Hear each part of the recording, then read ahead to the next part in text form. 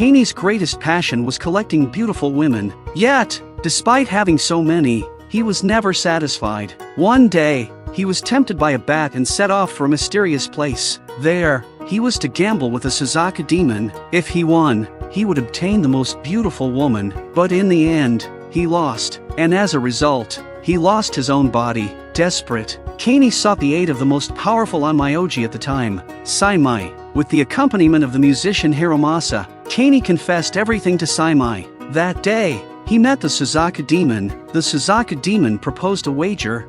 If Kanei won, he would receive the most beautiful woman. This woman, the demon claimed, was pieced together from the most exquisite parts of 1,000 beautiful women's corpses. But if Kanei lost, he would have to surrender his talent to the Suzaka demon. Kanei believed that his talent lay in his body, because no matter how many women he was with, he never felt tired. Amused, the Suzaka demon agreed to the terms, allowing Kanei to wager his body. However, under the immense pressure and fear of the moment, Kanei abandoned the game midway. Since Kanei forfeited of his own will, the Suzaka demon took his body in accordance with the wager. To Onmyoji Seimei, the Suzaka demon was not a creature that fed on humans. The fact that Kanei was left with his head was already an act of mercy. Seimei had no desire to help such a lecherous man, but thanks to Hiromasa's persistent persuasion, Seimei finally agreed to help Kanei reclaim his body. Seimei decided that very night, they would confront the Suzaka demon for negotiations. On the way, Hiromasa asked Seimei how he planned to negotiate. Seimei replied that the only way was to gamble, but defeating the Suzaka demon would not be easy. Seimei explained that the key to winning lay in changing the nature of the game. Before long, they arrived at the Suzaka demon's lair. Seimei declared that he was willing to wager his own talent as an Onmyoji. However, the condition was that he would decide the rules of the game. The Suzaka demon did not refuse. After all, from his perspective, it didn't matter what the game was, he always had a way to win. After all, he had already stolen the talents of so many before. The next day, Seimei pored over a vast amount of information about the Suzaka demon, and at last, he found a way to win the gamble. That night, they arrived at the designated meeting place to face the Suzaka demon, but to everyone's surprise, Seimei chose sumo wrestling as the challenge. The Suzaka demon confidently told Seimei that long ago, he had already taken the sumo talent of a skilled wrestler. He asked Seimei if he wanted to change the game, but Seimei insisted that Hiromasa would be the one to wrestle the Suzaka demon. Hiromasa was stunned by Seimei's words. After all, he had never wrestled a day in his life. But just before the match began, Seimei leaned close to Hiromasa and whispered something in his ear. Then, the match officially began.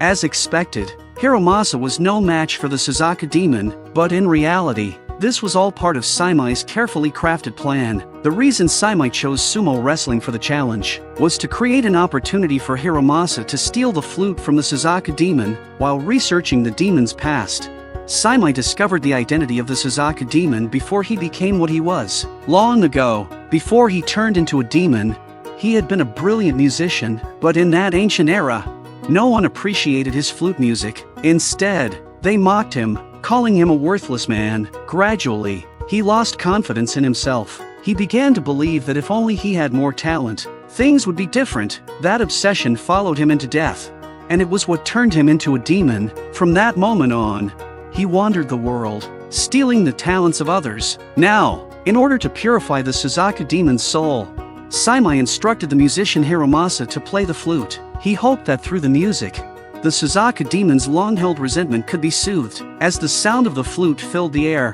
the Suzaka demon slowly regained his sense of self. Entranced by Hiromasa's breathtaking performance, he instinctively joined in, playing along in harmony. The beautiful melody completely purified the Suzaka demon's tormented soul. In the end, the Suzaka demon willingly returned Kanei's body to him, and he decided to leave the human world for good, for at last, he had found the fulfillment he had been searching for. Before parting ways, the Suzaka demon gifted his flute to Hiromasa, asking him to take good care of it. Meanwhile, a bat watched them from the shadows. Seimei and Hiromasa returned home, and they reattached Kanei's head to his body. All that was left was to wait until morning, and Kanei would be back to normal. The next day, Hiromasa spoke to Kanei. He told him that everyone has desires, but when desires grow too strong, they can blind people to what they truly seek in their hearts, and in the worst cases, they can even turn a person into a demon. Seimei warned Kanei to control his desires in the future, otherwise, one day, he too would succumb to the same fate. But there was still one thing Seimei needed to know: who instigated Kanei to seek the Suzaku demon? At that moment, the bat flew toward a woman standing in the distance. She was the mastermind behind everything, a powerful Onmyoji. Her name was Ashiya. There was a rumor that this girl was so ugly she looked like a bug. She spent all her days surrounded by insects. She had no interest in anything else. Because of this, people gave her a nickname, Bug Princess. But when Bug Princess was little, she was just like any other child, innocent and lively. She was curious about everything in the world. But one day, Bug Princess accidentally found a caterpillar. From that moment on, she became completely obsessed. Years passed, and she reached the age of marriage, but no man was willing to take her as his wife. This made her father deeply worried. He feared that his daughter would never find a husband, so he sought help from an Onmyoji. The Onmyoji told him to place 1,000 insects into a jar. Leave the jar open for 10 days. Then, after 10 days, seal the lid, bury the jar underground, and wait another 10 days. From this process, an unspeakably hideous insect would be born. The Onmyoji claimed that once Bug Princess saw this creature, she would be so disgusted that she would never want to raise insects again. But when her father gave the insect to Bug Princess, she did not react with disgust. Instead, she found the hideous creature to be incredibly adorable. Bug Princess even thought that its hairless body was the most beautiful thing in the world. From then on, she cherished the insect dearly. She lovingly named it Kuramaru. But as Kuramaru grew larger and larger, it began to show a violent nature. Her father finally realized that the Onmyoji had deceived him. Desperate, he went to Seimei for help. But when Seimei arrived at the scene, he quickly realized the situation was far more complicated. Based on Kuramaru's current size, it would soon reach its cocooning phase, and once it emerged, Kuramaru would transform into a vicious demon. Seimei explained that this type of insect feeds on its host's resentment and negative emotions. The moment it breaks out of its cocoon, it will go on a ruthless killing spree. To prevent a tragedy, Seimei decided to eliminate it immediately, but the Bug Princess stopped him. To her, Kuramaru was like family. Seeing her unwavering determination, Seimei chose not to act, but he set one condition: he would stand guard when Kuramaru emerged from its cocoon, and if Kuramaru proved to be an evil creature, he would strike it down without hesitation. But at that moment, Kuramaru suddenly lunged at him. Seimei was about to unleash his power to destroy it, but Bug Princess stopped him. It turned out Kuramaru was not attacking, it had simply reached the time to form its cocoon. At this rate, Seimei estimated that Kuramaru would emerge tonight. So, the two of them silently kept watch. Just then, Ashiya and Hiromasa arrived. Ashiya's purpose was clear. She had come to take Kuramaru. She wanted to tame it, but Kuramaru was Bug Princess's beloved companion since childhood. She would never hand it over to a stranger. At that moment, Ashiya sneered. She revealed the truth about Kuramaru's origin. It was not born from ordinary insects. It was born from all the insults and curses directed at Bug Princess, nurtured by every rumor and slander. In short, Kuramaru was a being born of hatred and resentment. It was destined to be the most wicked creature in existence. But Bug Princess had never resented anyone, even though she endured endless ridicule and scorn every single day.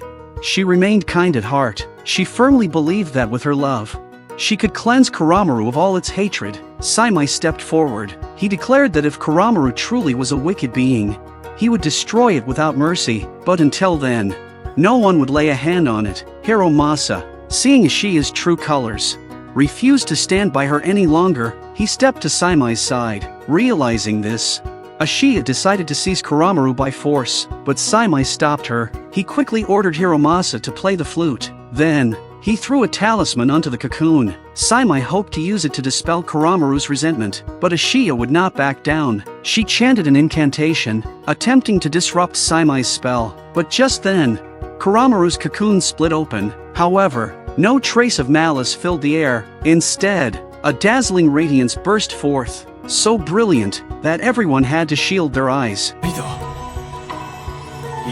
Before them stood a being with wings, a human figure. As the light faded, Seimei saw Kuramaru's face clearly. It was identical to Bug Princess. Seimei realized that perhaps, through Bug Princess's unwavering love and companionship, Kuramaru had been able to feel her kindness, and because of that, the once dreaded creature of darkness had transformed into a pure and radiant angel. In the Heian period of Kyoto, dark forces lurked in the shadows. Tales of demons and spirits quietly spread among the people. There was a little girl named Kujo. She had been dead for 3 days, but one night, she returned home, as if nothing had happened. Strangely enough, when Sayuri saw Kujo walk through the door, she did not seem surprised. Instead, she welcomed her back with joy, as if Kujo had never died. From that night on, strange occurrences began to unfold. Kujo would leave the house alone, always in the dead of night. At the same time, Sayuri's health deteriorated rapidly. Her body grew frail. The housekeeper had no choice but to seek the help of the renowned Onmyoji Seimei. Upon hearing the story, Seimei immediately sensed something was amiss. His instincts told him that all these bizarre events were undoubtedly connected to Kujo. After conducting a thorough investigation, Seimei made a shocking discovery. Kujo and Sayuri were not related by blood. As it turned out, when Sayuri was young, her son died in a tragic accident. Not long after, her husband passed away as well. From that moment on, her life spiraled into an abyss of darkness. In her deepest despair, she met Kujo. Kujo played the biwa, the sound of her music, pure, ethereal, and hauntingly beautiful, pierced through Sayuri's sorrow, pulling her back from the edge of despair. Sayuri adored her. From then on, Sayuri told Kujo that if she ever needed help, she could come to her at any time. She even invited Kujo to live in her home, so she would never have to roam the streets.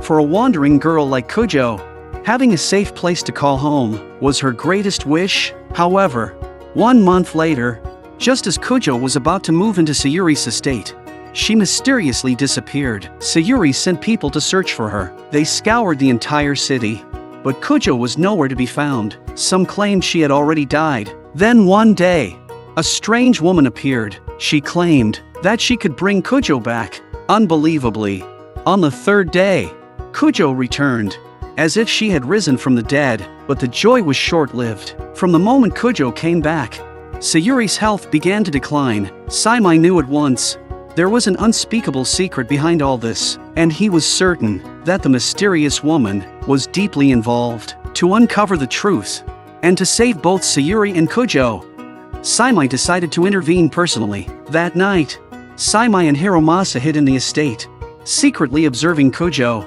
At first, she seemed normal, but when the cold moonlight bathed her body, she suddenly began to tremble violently, and beneath her feet, piles of fine sand and dirt began to form, as if they had been brought from another world. At that moment, Seimei finally understood. The woman had used an evil resurrection technique. Though the soul could temporarily inhabit its former body, the price was unimaginable. Just then, a bat suddenly appeared before them, as if deliberately leading them to a secluded place. Seimei's heart tensed. In that instant, he understood. The mastermind behind everything was Ashiya. Seimei demanded angrily, "Why would you cast such a cruel spell? Kujo has already passed away. Her presence will only bring harm to Sayuri, draining her very life force." But Ashiya remained indifferent. She merely replied, this was the only way to fulfill Sayuri's wish. She had done nothing wrong. Then, Ashiya smirked and declared, "This is merely a game between you and me, Seimei. I cast curses, and you break them." Seimei accepted the challenge. However, he knew the only way to break this dark spell was to make Sayuri and Kujo truly understand that Kujo no longer belonged to the world of the living. As long as one of them was willing to let go, the other would naturally be freed. Thus, Seimei approached Sayuri, casting a spell to reveal the undeniable truth.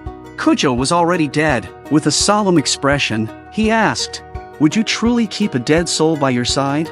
But Sayuri's gaze was unwavering. "Be it a spirit or a monster," she said firmly, "as long as she stays with me, nothing else matters." Kujo, too, was reluctant to leave. She begged Seimei to help them stay together. However, Seimei's expression grew heavy. He told Kujo, "You are suffering." But Kujo, not wanting Sayuri to worry, endured her pain in silence, hiding the truth. Watching this, Seimei let out a weary sigh. He explained, if the dead and the living remain together for too long, the living will have their life force drained, while the dead will suffer unbearable torment. At last, Kujo understood. Sayuri's frail body.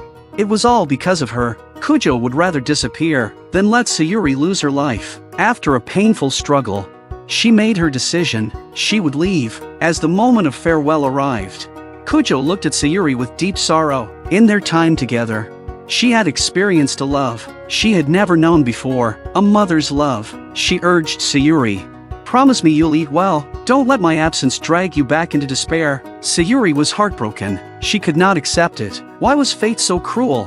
Why must she lose every person she cherished? Kujo's spirit slowly dissolved into the night. Seimei watched in silence, his heart heavy with emotion. In this Heian era, where ghosts roamed freely, where human hearts clung desperately to their desires, suffering was inevitable. As an Onmyoji, his duty was clear, to do all he could to untangle these tangled fates.